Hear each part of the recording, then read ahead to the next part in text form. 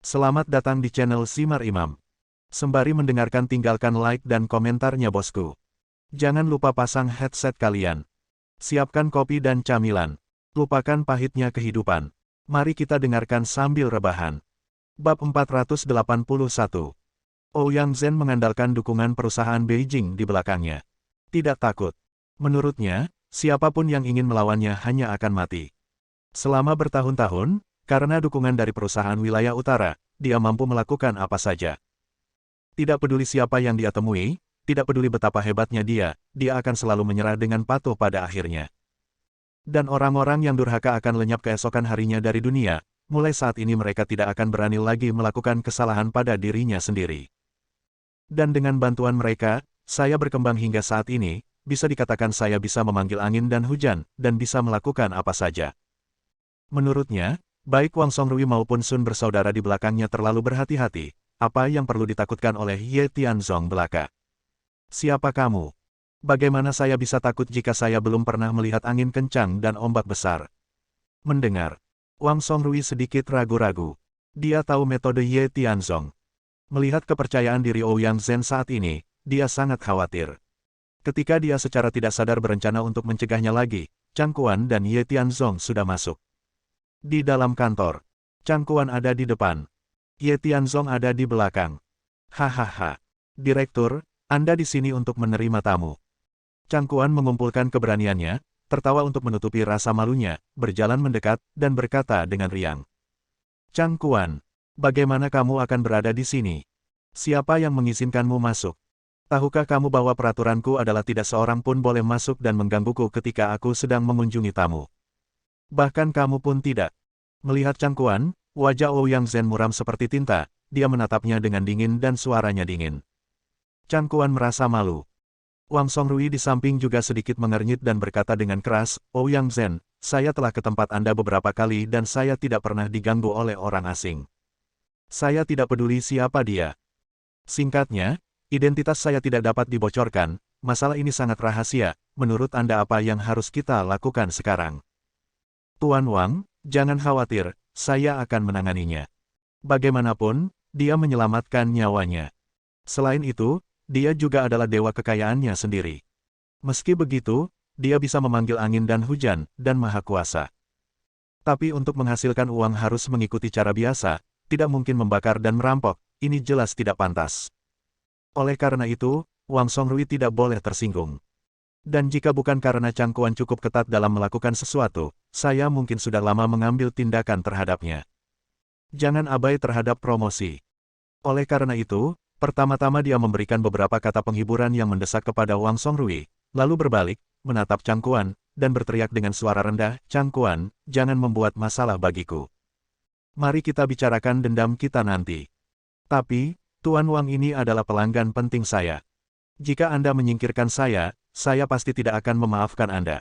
Meskipun saya menghargai kemampuan bisnis Anda, toleransi saya juga terbatas.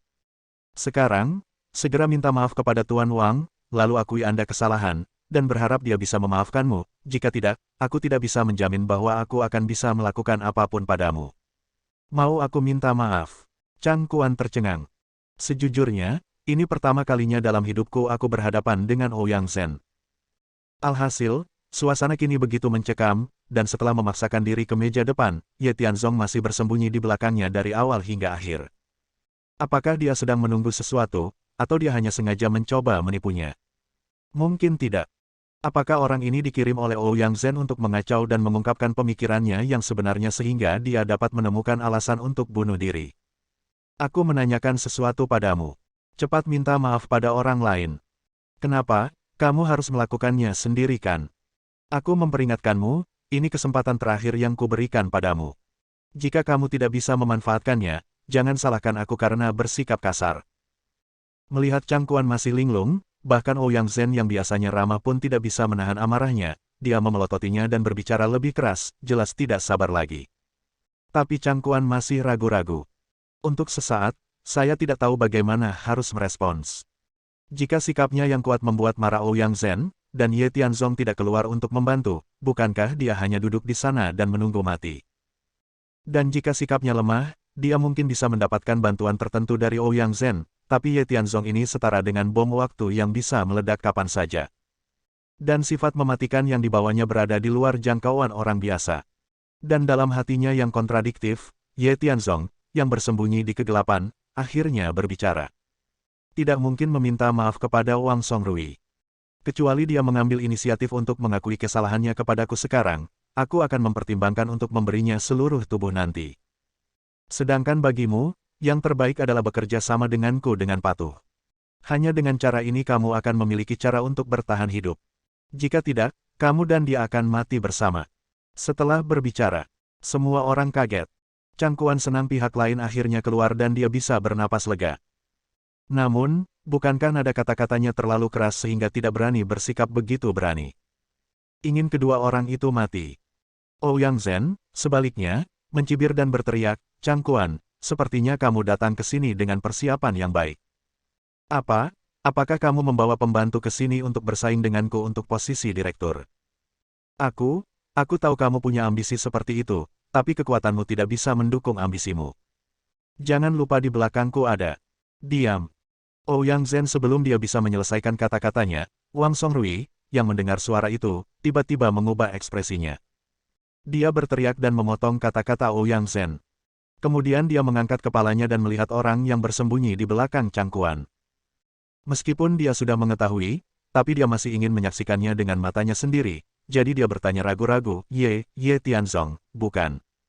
Apa yang Ye Tianzong? Tuan Wang, apakah maksudmu orang yang bersembunyi di balik Cangkuan itu bodoh? Orang yang kamu dan Sun bersaudara takuti. Ouyang Zhen hendak berbicara tetapi berhenti. Dia memandang Wang Songrui dengan kaget.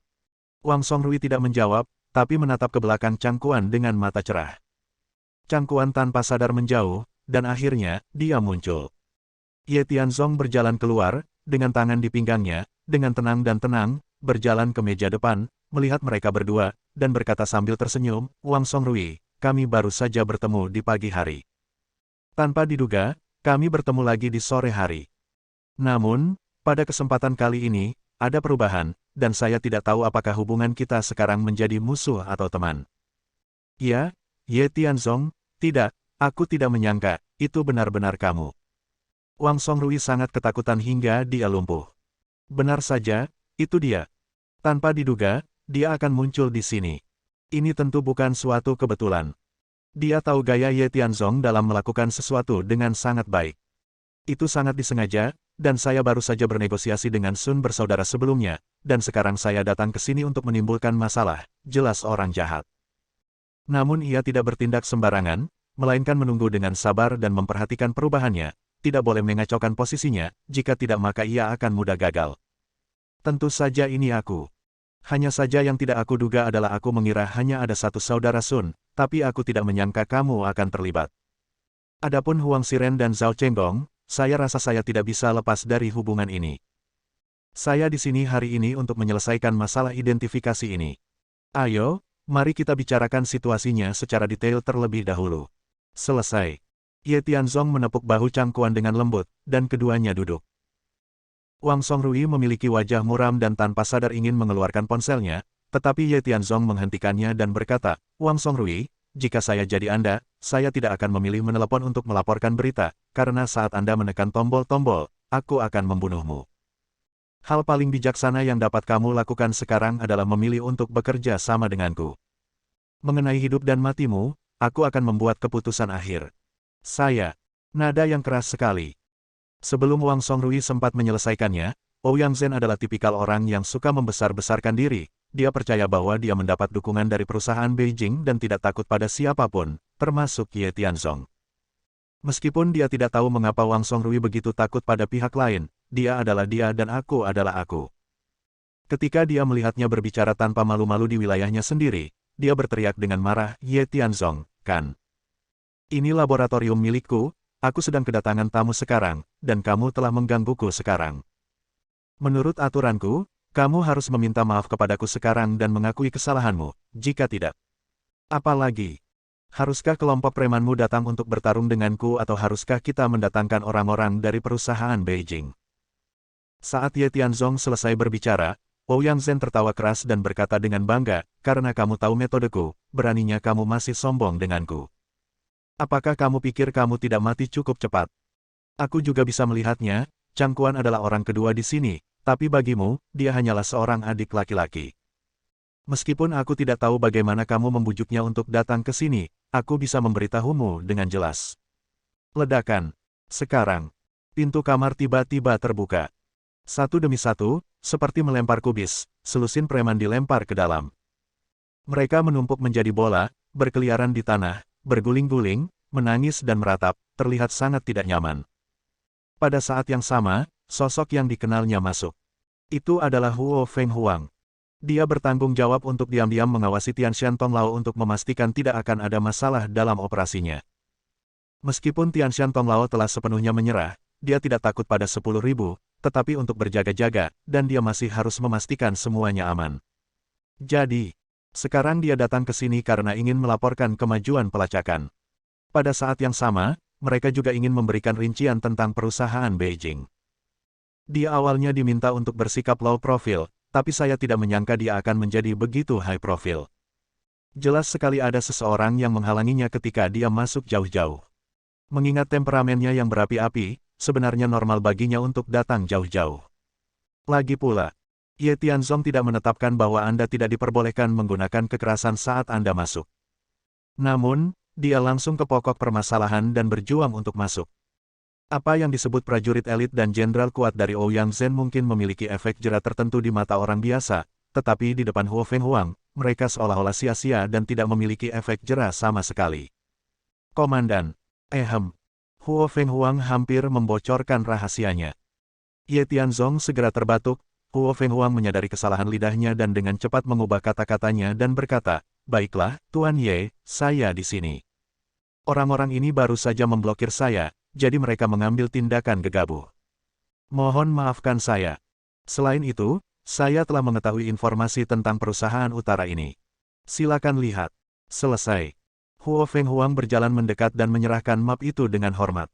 Ye Tianzong mengambil dokumen itu dan mulai membacanya. Bab 482. Saat Ye Tianzong sedang memeriksa dokumen yang relevan. Semua makhluk hidup itu beragam. Huo Feng Huang dalam keadaan siaga, dan dia harus waspada terhadap keadaan darurat di luar kapan saja. Meskipun kemampuan Ye Tianzong beberapa kali lebih kuat dari miliknya, dia adalah panglima tertinggi dan bawahannya adalah tugasnya untuk bertarung sampai mati demi dia. Jika dia menunggu sampai panglima ingin mengambil tindakan secara pribadi, itu akan membuktikan betapa gagalnya dia sebagai bawahan. Oleh karena itu, dia harus waspada dan bersiap untuk menyerang kapan saja. Ye Tianzong ini tampaknya lebih kuat dari yang kubayangkan. Chang Kuan sangat sedih. Kepastian yang diberikan Ye Tianzong pada dirinya sendiri sebelumnya adalah bahwa dia pernah berurusan dengan perusahaan Beijing. Awalnya, dia mengira ini hanya gertakan pihak lain dan tidak ada yang perlu dikhawatirkan. Tapi sekarang, wanita cantik yang tiba-tiba keluar, belum lagi kemampuan bertarungnya yang kuat, menyerahkan detail dan informasi yang relevan tentang apa yang disebut perusahaan Beijing segera setelah dia tiba. Ini menunjukkan bahwa pihak lain datang dengan persiapan yang baik kali ini, dari Ouyang Zhen hingga Wang Songrui, sepertinya semuanya sudah direncanakan dan semuanya sudah diperhitungkan. Dan penampilannya sendiri. Sebenarnya itu hanya selingan saja. Perannya adalah menjadi pionnya dan mengatasi rintangan. Jika kinerja Anda cukup baik, Anda mungkin bisa menjadi agennya di laboratorium penilaian di masa depan. Chang Kuan merasa bersemangat. Sepertinya tidak ada masalah dengan pilihannya. Tuan Wang, apa yang terjadi dengan Ye Tianzong? Melihat pemandangan ini, Ouyang Zhen, yang sebelumnya sangat percaya diri, berubah menjadi jelek. Dia tidak bisa mengetahui niat dan perilaku pihak lain, jadi dia tidak bertindak terlalu tergesa-gesa. Sebaliknya, dia merendahkan suaranya sebanyak mungkin, menyentuh lembut orang lain dengan lengannya, dan bertanya dengan suara rendah. "Perlu saya katakan lebih? Saya sudah lama mengatakan bahwa kita tidak bisa meremehkan musuh. Salah satu dari kalian berdua yang diandalkan adalah para preman ini. Tidak peduli betapa anehnya kamu mengatakannya, faktanya para preman elit ini dikalahkan oleh anak buahnya dalam hitungan menit. Lalu kamu bisa membayangkan kekuatan bertarungnya. Betapa kuatnya. Di sisi lain, aku ketahuilah bahwa perusahaan Beijing Anda sangat kuat, tetapi Ye Tianzong telah meminta orang untuk menyelidikinya terlebih dahulu, dan dia jelas sudah siap sekarang. Sepertinya saya masih tidak bisa mengalahkannya." Wang Songrui sedikit berkecil hati. Namun, Ouyang Zhen, yang pertama kali berurusan dengan Ye Tianzong, tidak menganggapnya serius, dia lebih percaya bahwa pihak lain sedang menggertak. Oleh karena itu, penampilan Wang Songrui saat ini hanya untuk mendongkrak ambisi orang lain dan menghancurkan gengsinya sendiri. Preman saya adalah elit. Dan jika mereka bisa dikalahkan oleh wanita ini, saya harus mengatakan bahwa mereka memiliki kemampuan bertarung tertentu. Namun, saya masih memiliki kartu truf saya, yang belum keluar. Mereka berdua akan individu dapat dibunuh dengan mudah. Namun, tidak perlu menemukan mereka sekarang. Perusahaan Beijing kita sudah cukup untuk menekan lawan kita. Bukankah wanita ini membiarkan Ye Tianzong membaca informasinya? Lalu saya percaya itu setelahnya dia membacanya, dia tidak akan mengatakan apa-apa. Datang dan berlutut dan mohon ampun, tapi setidaknya sikapmu akan penuh hormat. Ouyang Zhen, apakah kamu benar-benar percaya diri? Saya sudah tidak berurusan dengan Anda selama lebih dari 1 atau 2 hari. Sejujurnya, saya hanya tahu sedikit tentang perusahaan Beijing di belakang Anda. Energi macam apa yang mereka miliki? Katakan, sekarang, saya sudah berjanji bagaimanapun, jika Ye Tianzong tidak dapat dijatuhkan hari ini, maka orang yang pada akhirnya akan hancur berkeping-keping adalah aku. Tentu saja, karena partisipasimu, kamu tidak dapat lepas dari keterlibatan. Hahaha. Ouyang Zhen tertawa lebih keras, dan Ye Tianzong, yang sedang membaca informasi tersebut, hanya memandang mereka berdua dengan ringan, dan kemudian melanjutkan menonton dengan ekspresi serius. Begini, Tuan Wang, si bodoh itu tidak lagi percaya diri seperti sebelumnya setelah melihat informasi perusahaan kita. Jelas, ini berarti dia takut. Simpan saja di perut Anda. Hari ini, tidak ada di antara kita yang akan melakukannya. Sesuatu akan terjadi, dan terus sebaliknya, merekalah yang akan mendapat kesulitan. Karena kamu yang memintanya, tidak masalah jika aku memberitahumu. Aku hanya menceritakan semuanya padamu karena hubungan baik di antara kita. Aku harap hal ini akan berhenti padamu dan jangan biarkan orang lain mengetahuinya, jika tidak, jika. Petik 2. Aku tahu, oh, katakan saja padaku secepatnya. Apakah kamu tertarik untuk selalu menggugah selera? Wang Songrui tidak sabar dan terus mendesak. Ouyang Zhen menarik napas dalam-dalam dan berbicara dengan fasih, perusahaan Beijing saya cukup beruntung bisa mengunjungi markas besar utara. Bagaimana saya mengatakannya? Sifat perusahaan mereka adalah gudang senjata. Dengan kata lain, mereka bertanggung jawab atas produksi senjata untuk tentara sendiri, dan mereka juga dapat bertindak sebagai perantara, mengumpulkan dengan harga rendah dan membeli dengan harga tinggi. Mereka memiliki tentara bayaran yang tak terhitung jumlahnya di bawah panji mereka. Selain itu, kekuatan mereka cukup untuk menjangkau setiap negara di setiap tingkat negara. Baik itu negara kita Tiongkok, negara Linan, atau bahkan negara-negara dari benua lain, mereka semua memiliki pengaruhnya masing-masing. Dan laboratorium saya, terus terang, berfungsi sebagai alat bagi mereka untuk menghasilkan uang. Mengingat lingkungan geografis khusus Lincheng, ini adalah pelabuhan dan provinsi serta kota dengan perkembangan ekonomi yang baik. Oleh karena itu, pihak kami menyediakan lebih banyak uang daripada tempat lain, sehingga pihak saya menjadi prioritas utama. Kalau begitu izinkan saya bertanya kepada Anda, jika sesuatu terjadi pada kami, apakah menurut Anda mereka akan duduk diam dan menonton? Jika seseorang datang untuk menimbulkan masalah, siapa yang pada akhirnya akan terluka? Setelah mendengarkan, Wang Songrui tidak bisa menahan nafas. Melihat Ouyang Zhen dengan kaget, kesedihan yang dia tunjukkan sebelumnya karena ketakutannya terhadap Ye Tianzong menghilang dalam sekejap. Dia sangat bersemangat, meraih Ouyang Zhen, dan berkata dengan ngeri, saya tidak menyangka, Ouyang Zhen, kamu benar-benar akan merangkul teman sebesar itu. Jika ada kesempatan di masa depan, kamu punya untuk memperkenalkan saya. Suatu kali, saya berpikir bahwa kami keluarga Wang adalah salah satu dari 5 orang kaya terbesar di kota Lincheng, jadi mereka mengira tidak ada yang perlu mereka takuti dari langit dan bumi. Namun sekarang saya menyadari bahwa saya hanyalah seekor katak di dalam sumur. Ada gunung di luar gunung, dan ada orang di luar manusia. Jika semuanya benar-benar seperti yang Anda katakan, akan lebih mudah membunuh Ye Tianzong daripada membunuh seekor semut. Mudah diucapkan, mudah diucapkan. Ouyang Zhen mengangguk dengan gembira, menepuk bahu pihak lain secara khusus, dan berkata dengan percaya diri, Tuan Wang, Anda adalah penyelamat saya, dan Anda cukup kuat untuk memberikan bantuan. Jadi, tunggu setelah menyelesaikan orang bodoh ini, saya akan melaporkan kepada orang-orang di kantor pusat nanti, berharap untuk melibatkan Anda. Kami akan bekerja untuk kantor pusat pada saat yang sama, menghasilkan uang untuk mereka, dan kami akan mendapat bagiannya sendiri. Tepat pada waktunya, jika perkiraan saya bagus, dalam waktu sekitar 10 menit, seseorang dari kantor pusat akan datang, dan seperti biasa, mereka ada di sini untuk diperiksa dan diterima. Jika waktunya tiba, saya akan memperkenalkan Anda dan mempersilakan Anda bertemu. Oke, itu dia. Sekarang, mari kita duduk dan menonton Ye Tianzong membuat lelucon. Dia pikir dia bisa mengendalikan segalanya, tetapi dia tidak tahu bahwa kali ini dia akhirnya akan menghadapi masalah yang sulit. Kali ini, saya ingin membalas dendam dan membalas. Jika saya tidak bunuh dia, aku bersumpah aku tidak akan menjadi manusia.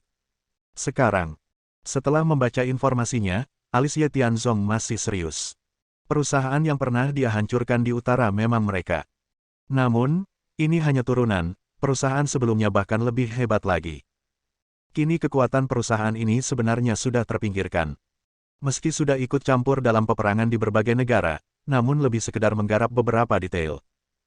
Mungkin bisa membodohi sebagian orang di dalam negeri, tapi kalau internasional, maka tidak ada perbedaan antara lalat dan semut. Sejujurnya, berurusan dengan perusahaan sekecil itu hanyalah setetes air dalam ember.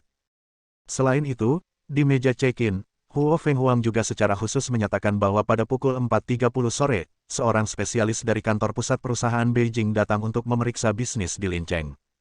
Namanya adalah Zhong Yun. Orang ini, Ye Tianzong saya telah mendengarnya sejak lama dan pernah menanganinya sebelumnya. Ketika dia menghancurkan markas, orang ini hanyalah orang kecil yang bekerja sama di dalam dan di luar, dan memanfaatkan orang lain. Tak disangka, kini ia tiba-tiba menjadi komisaris. Saat itu, jika dia tidak berpikir untuk mengasuh istri, anak, dan anaknya, dia pasti sudah lama terbunuh. Sekarang, dia muncul di sini dengan angkuh. Kebetulan setelah bertemu sebentar, jika pihak lain mengenali identitasnya, dia mungkin bisa kembali ke markas hidup-hidup. Kalau tidak, dia akan dimakamkan di sini bersama Wang Songrui dan Ouyang Zhen. Setelah membaca ini, Ye Tianzong menarik napas dalam-dalam dan berdiri. Huo Fenghuang segera mendekat dan berbisik, "Komandan, tolong beri saya perintah Anda. Saya pikir akan ada pertarungan besar." Namun, dengan kedatangan Zhong Yun, tampaknya masalah tersebut dapat diselesaikan dengan mudah. "Kamu tidak perlu melakukan apapun, tetaplah di dekat sini. Mari kita tunggu Zhong Yun datang dan lihat apa yang terjadi." Mendengar kata-kata Ye Tianzong, Huo Fenghuang tidak berkomitmen, mengangguk dengan sungguh-sungguh, dan berkata, "Ya, Komandan. Namun, aku punya masalah kecil. Sangat mudah untuk menanganinya, jadi apa pengaturan selanjutnya?" "Ini sangat sederhana." Mata Ye Tianzong berbinar dan dia berkata tanpa tergerak, "Ketika Zhong Yun tiba, dia memiliki dua tugas. Pertama, siapapun yang kembali untuk menyampaikan pesan ke markas. Mulai sekarang, tidak ada yang boleh ikut campur dalam urusan rumah tangga. Jika ada masalah lagi, biarkan jenderal yang melakukannya. Pertama, ambil tindakan untuk menghancurkan mereka.